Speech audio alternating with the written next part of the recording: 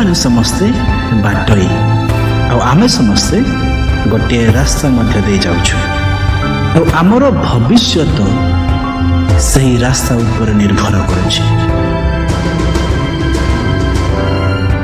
ଯୀଶୁ ଦୁଇଟି ପଥ ବିଷୟରେ କହନ୍ତି, ଗୋଟିଏ ହେଲା ସଂକୀର୍ଣ୍ଣ ପଥ ଆଉ ଗୋଟିଏ ହେଲା ଓସାର ଦ୍ୱାର ବା ପ୍ରଶସ୍ତ ପଥ।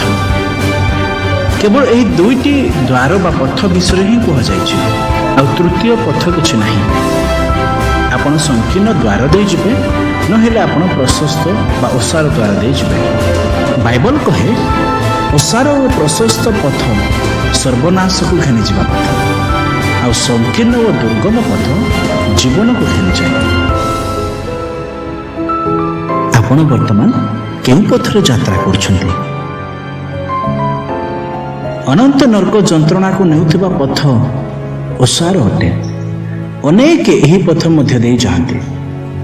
ଯେଉଁମାନେ ଜଗତରେ ଲିପ୍ତ, ଜଗତର ଭୋଗ ଅଭିଳାଷ, ବ୍ୟଭିଚାର, ପାପ, ଅନ୍ୟକୁ କୁଦୃଷ୍ଟିରେ ଦେଖିବା, ଯେଉଁମାନେ ଯୀଶୁଙ୍କୁ ଛାଡ଼ି ସେଲିବ୍ରିଟି ମାନଙ୍କ ବିଷୟରେ, ଟଙ୍କା ରୋଜଗାର କରିବା ବିଷୟରେ, ଲୋକମାନଙ୍କୁ ଠକିବା ବିଷୟରେ ଚିନ୍ତା କରନ୍ତି, ଯେଉଁମାନଙ୍କର ସମୟ କେବଳ ଜାଗତିକ ବିଷୟ, ଭୋଗବିଳାସ ବିଷୟରେ ହିଁ ଚାଲିଯାଏ, ସେମାନେ ପ୍ରଶସ୍ତ ପଥରେ ଅଛନ୍ତି।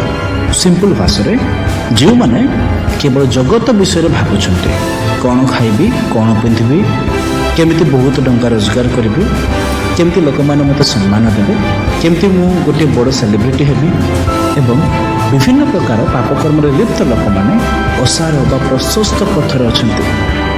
ଏମାନେ ସମସ୍ତେ ସର୍ବନାଶ ହେବେ ଓ ଅନନ୍ତ ଜୀବନରେ ପ୍ରବେଶ କରିବେ ନାହିଁ।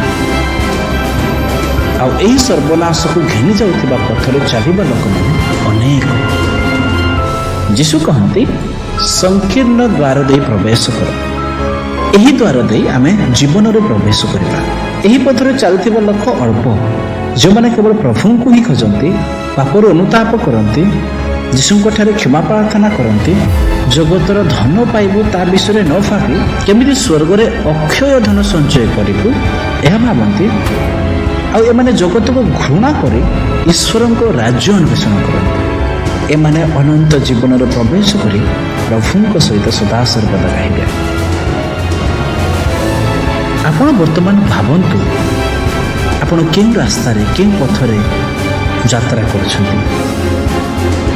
ଯୀଶୁ ଜଗତକୁ ଆସିଲେ ଆପଣଙ୍କ ପାଇଁ, ଯଦ୍ୱାରା ଆପଣ ନରକର ଅନନ୍ତ ଯନ୍ତ୍ରଣାରେ ନ ରହି ଈଶ୍ୱରଙ୍କ ସହିତ ସଦାସର୍ବଦା ତାଙ୍କ ରାଜ୍ୟରେ ରହିବେ।